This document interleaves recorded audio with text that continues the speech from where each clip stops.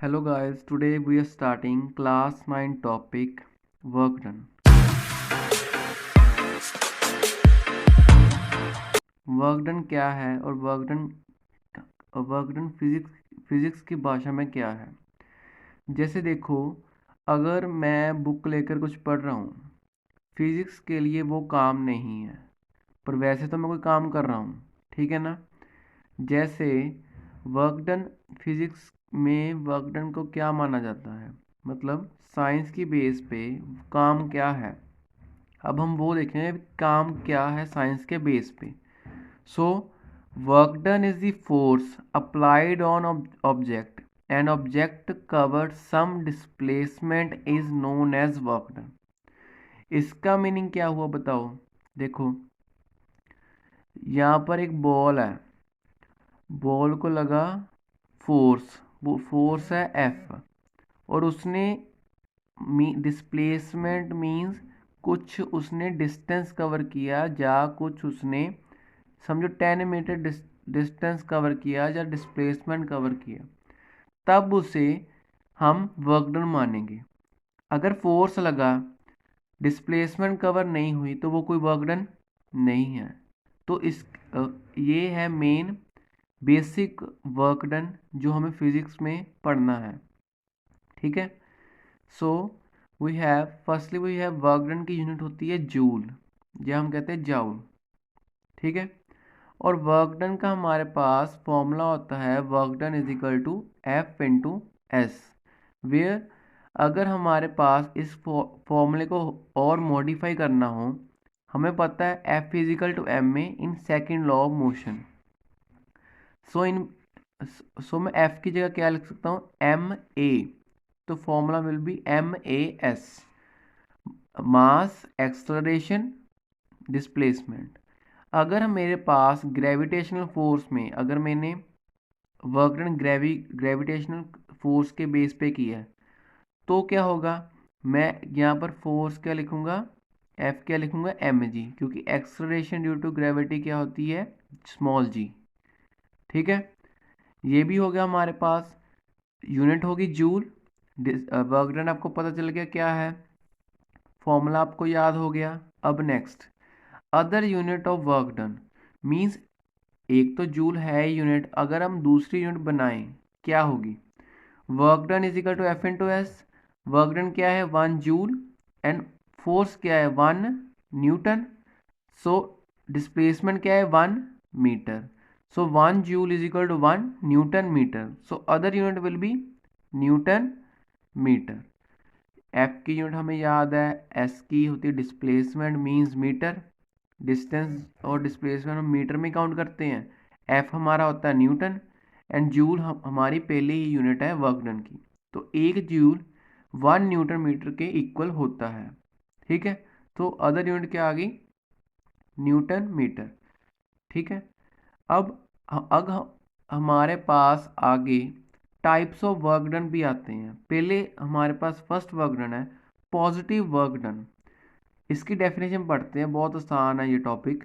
When force is applied and some here we write displacement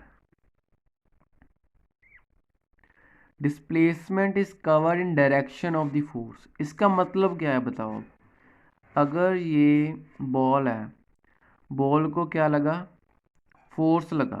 अब force की direction क्या थी, ये वाली, और बॉल ने डिस्टेंस भी क्या किया, फोर्स की डायरेक्शन में, सॉरी डिस्प्लेसमेंट भी कवर की फोर्स की डायरेक्शन में। तो वर्कडन क्या होगा, positive work done.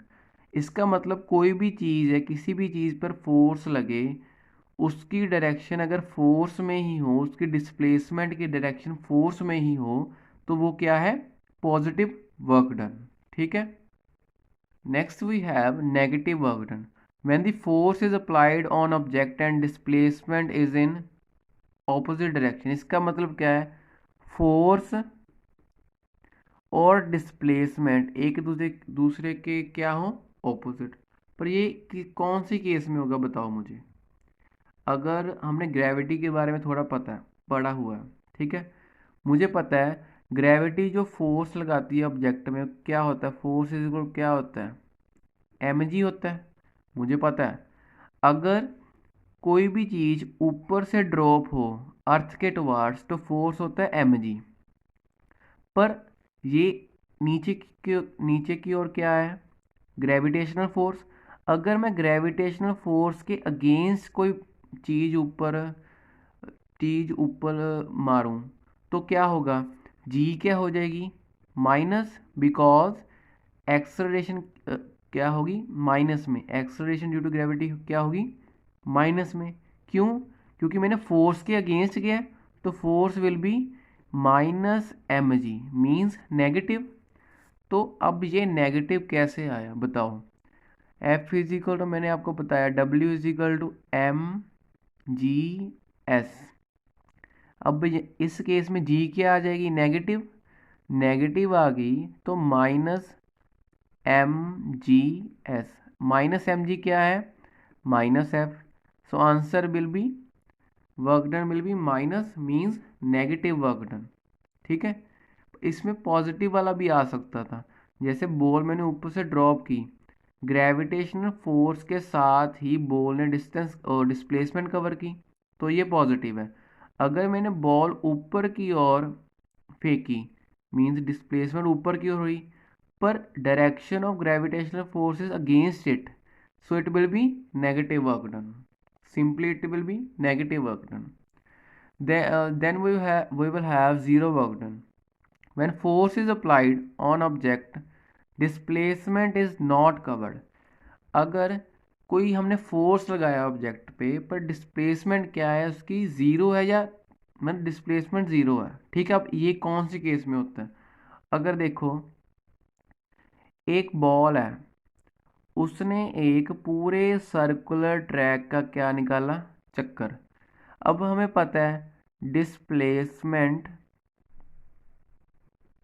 In circular track क्या होती है, ज़ीरो। सो मुझे फॉर्मूला भी पता है, work done is equal to F S. So F displacement क्या है, ज़ीरो, तो work done will be zero. एक हमारे पास एक और एग्जांपल है, जैसे अर्थ है, अर्थ अर्थ सन का चक्कर निकालती है, पता आपको हो तो। अब अर्थ सन का चक्कर तो निकालती है, ठीक है, चक्कर निकालती है। अब वो क्या कर रही है, जहाँ से वो गई थी वहाँ पर वापस ही तो आती है। इसका मतलब क्या है, अर्थ कोई वर्क डन नहीं करती रेवोल्यूशन करने के लिए, means F into zero work done by earth is zero too for revolution. ठीक है, ये दो एग्जांपल, ये वाली होगी, ऊपर नेगेटिव वाली होगी। इसके बाद हमारे पास है टू मूव अ ब्लॉक, ये न्यूमेरिकल स्टार्ट हो गई वर्क डन के। 9th क्लास में वर्क डन का इतना ही टॉपिक है, आपको यही कवर करना है, ठीक है। Next we have to move a block, 50 newton force लगा उसको, कोई ब्लॉक है उसको मैंने 50 न्यूटन का फोर्स लगाया और displacement is covered in same direction, ठीक है। 50 न्यूटन का फोर्स लगा और डिस्प्लेसमेंट क्या है 50 मीटर, तो ये तो सिंपल सा न्यूमेरिकल है, work done is equal to F S. So 50 newton into 50 metre, it will be 2500 joule और न्यूटन मीटर, कोई भी यूनिट आप लिख दो, ठीक है। फर्स्ट न्यूमेरिकल सॉल्व हमारा। अब है सेकंड, मेनली पेपर में ये हमें पूछते हैं न्यूमेरिकल 9th क्लास में।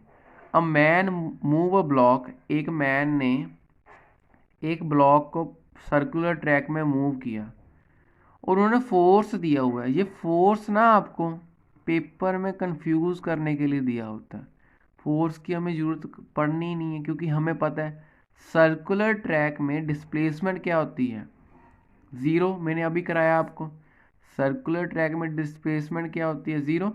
तो work done will B F into zero, so answer will be zero, ठीक है। ये भी हो गया न्यूमेरिकल, ये भी हो गया।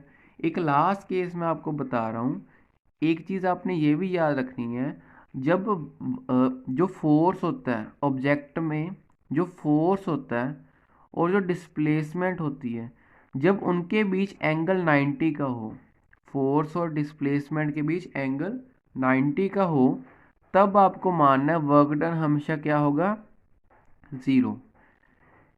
अब इसके बाद इस केस में जो एग्जांपल आती है, जैसे कूली होता है जो रेलवे स्टेशन में होता है, जो सामान उठाता है, उसमें सामान का जो एंगल बनता है डिस्प्लेसमेंट के साथ वो होता है 90। तो work done by the coolie on the railway station is zero. So work done by the coolie on the railway station will be zero. So 9th class में हमारे पास इतना ही टॉपिक है वर्क डन का। ठीक है, थैंक यू वेरी मच।